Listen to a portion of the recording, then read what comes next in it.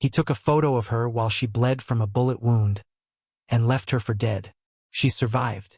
And 20 years later, she helped expose one of the most ignored serial killers in American history. Imagine your daughter goes missing. You call the police. They say, "She's probably out somewhere." You put up flyers, knock on doors, and nobody listens. Now imagine this happens again and again. Dozens of mothers, dozens of daughters, disappearing. No Amber Alerts, no front-page news, no justice. This was Los Angeles South Central in the mid-1980s through the early 2000s. And right in the middle of it was a man who looked just like any neighbor. Friendly, helpful, fixing cars on his lawn, laughing with kids. But behind closed doors he was hunting women, and no one was stopping him.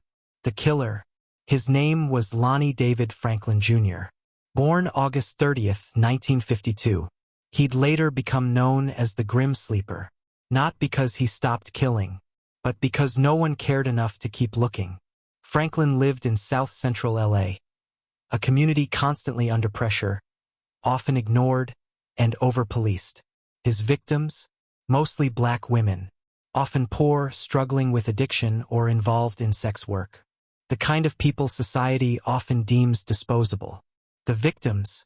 On August 10, 1985, the body of Deborah Jackson, just 29 years old, was found in an alley, shot 3 times in the chest, left like garbage. Then came Henrietta Wright, found on August 12, 1986, wrapped in a blanket. And Barbara Ware, dumped on January 10, 1987, under a pile of debris. More followed. Same neighborhoods. Same method. Gunshot wounds, strangulation, sexual assault. But police didn't connect the dots. There were no press conferences, no community alerts, no task force, just silence. The kind of silence that lets serial killers thrive. Ignored, please, but these women had names. They had children. They had families who loved them. One mother, Margaret Prescott, lost someone close.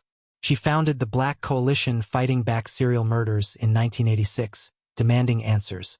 She held rallies, called out the city, but her pleas fell on deaf ears. The so-called sleep, and then the killing seemed to stop. From 1988 to 2002, a full 14 years, there were no confirmed murders linked to the killer.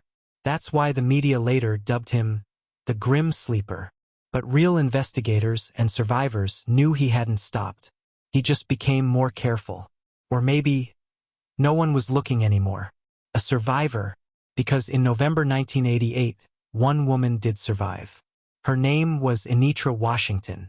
She was shot in the chest and left for dead after accepting a ride from a man she recognized. He raped her, photographed her while she bled in his car, then dumped her near the curb. She lived. And she remembered everything. His face, his orange Ford Pinto, even the smell of the car. But despite her clear account, her case was shelved, ignored for 2 decades. Technology catches up. Then, in 2008, technology finally caught up. California had launched its familial DNA search program, one of the first in the U.S. That year, a partial DNA match was discovered in the state's database. It didn't match Lonnie Franklin, but it matched his son, Christopher Franklin, who had been arrested years earlier. That led detectives to Lonnie. On July 7, 2010, police followed him to a birthday party. After he finished eating, they secretly collected a piece of discarded pizza crust. That crust was enough. His DNA matched multiple unsolved murder scenes. The horror. When they arrested him and searched his home, the horror escalated. Police found over 1,000 photographs and hundreds of videos. Women in various states of undress. Some appeared unconscious. Some appeared deceased. Others were posing, terrified. Most of these women have never been identified. We may never know how many victims there truly were. Justice. Lonnie Franklin Jr. was charged with 10 counts of murder and 1 attempted murder, the 1988 attack on Anitra Washington. In August 2016, after a trial lasting nearly 6 months, he was found guilty on all counts.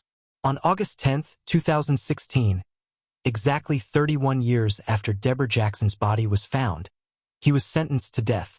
He never confessed, never explained, never apologized. On March 28, 2020, Franklin died in his prison cell at San Quentin State Prison. Cause of death? Unknown. No final words. No closure for the families still searching for answers. What this is really about. But here's the thing. This story isn't just about one man. It's about how an entire system let him operate.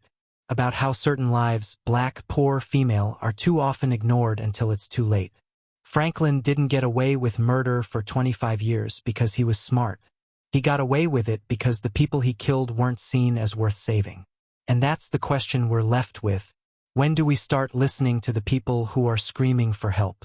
Why did it take decades and a pizza crust to catch a man who was hiding in plain sight? We talk a lot about monsters, but sometimes the scariest thing isn't the killer. It's the silence around him.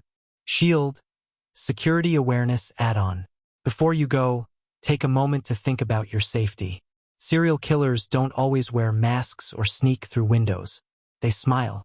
They offer help. They blend in. Many follow patterns. They study their victims' routines. Use charm, fake emergencies, or fake authority to gain trust. Take photos. Collect trophies. Return to scenes. So here's what you can do. Trust your gut. That uncomfortable feeling? It's a warning, listen to it. Share your location with someone you trust before going on solo meetups or rides. Avoid isolated areas, especially at night or when alone. Keep a safety device on you, something you know how to use quickly. Don't let anyone guilt you into silence. Speak up, even if it feels awkward. Monsters thrive in secrecy, but awareness kills silence. At Crime Lab Stories, we don't just tell true crime. We uncover truths and give voices to the forgotten. If this story moved you, subscribe. We dig deep. We ask what others won't. And we won't stop until every voice is heard. Until next time, stay alert, stay safe, and never stop asking the hard questions.